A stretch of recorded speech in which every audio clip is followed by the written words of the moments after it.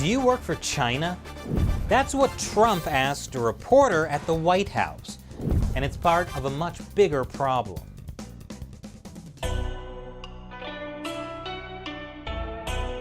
This is China Uncensored. I'm Chris Chappell.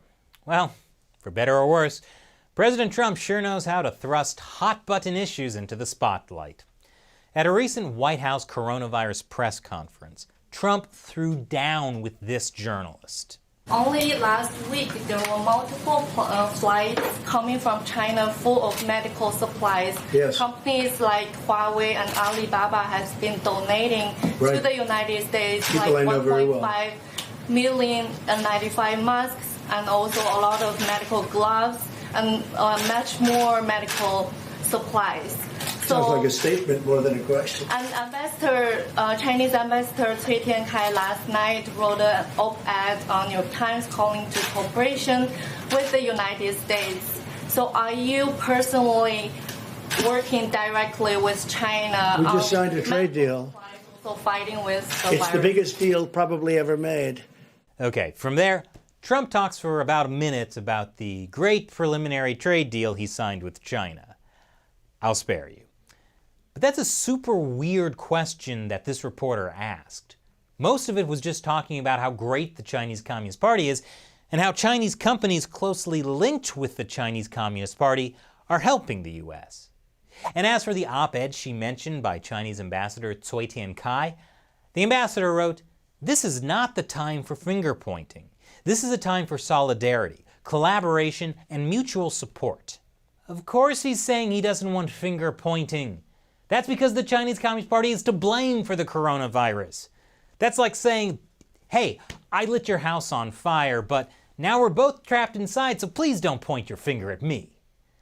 As for the medical supplies donated by Chinese companies, please keep in mind that Chinese state-run Xinhua has said China can withhold medical supplies to, quote, throw America into the mighty sea of the coronavirus. Speaking of state-run media, back to Trump and the reporter.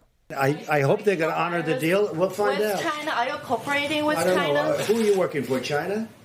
You I work know, for I'm China or are working you with a for Hong newspaper? Kong. Who are you with? Hong Kong Phoenix TV. Who owns that, China? It's Is it owned by based in China? Hong Kong. No, is it owned by the state? No, it's not. It's a private-owned company. Okay, good. Okay. Wow!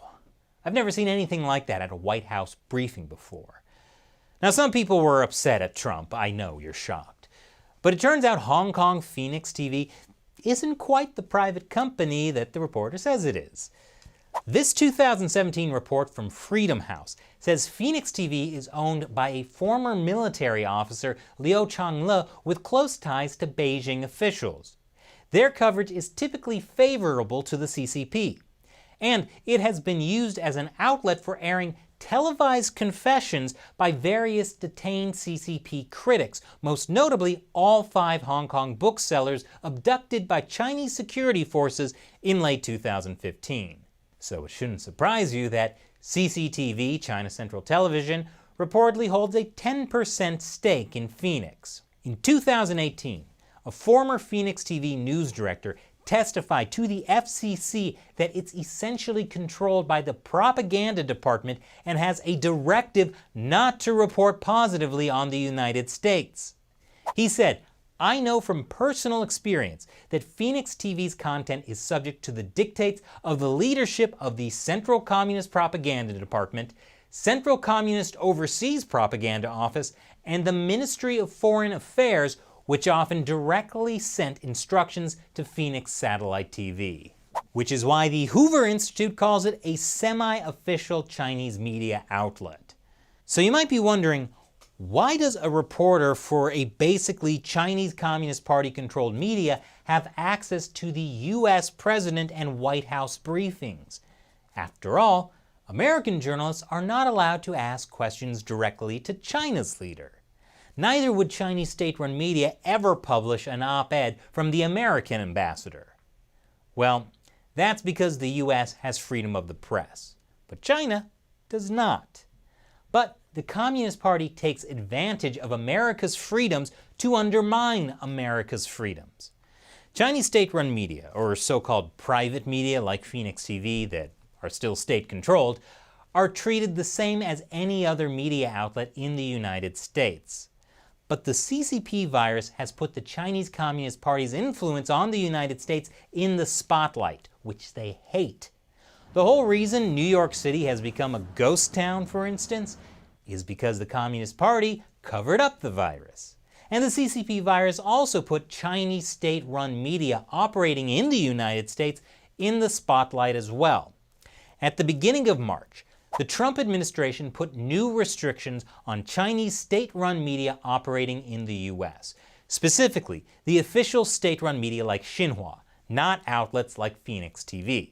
China responded by kicking out American journalists working for definitely not state-run U.S. media like the New York Times, the Wall Street Journal, and Washington Post. And now, U.S. officials are considering expelling suspected Chinese spies who work at Chinese state-run media outlets in the U.S., which is not the same as kicking out all Chinese journalists working for state-run media.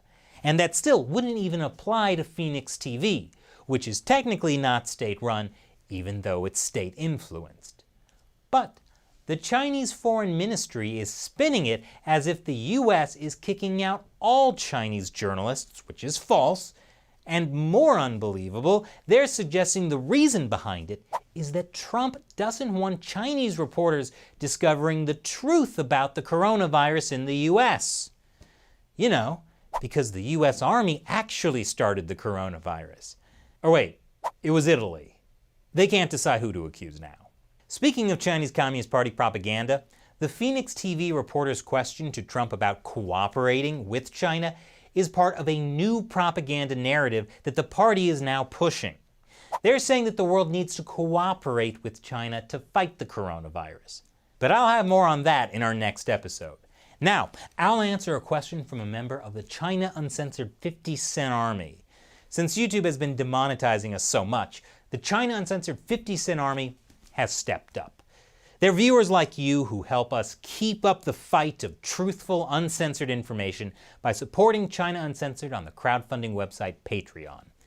Today's question comes from William Adderholt. Buried under all the CCP virus news, there was a brief mention of Hong Kong opposition politician Cheng Lai-King being arrested and charged with sedition. What happened? Wow, great question. That even slipped under my radar. So, here's what happened. You remember all those super intense protests against the Chinese Communist Party in Hong Kong last year. We were there for a lot of it.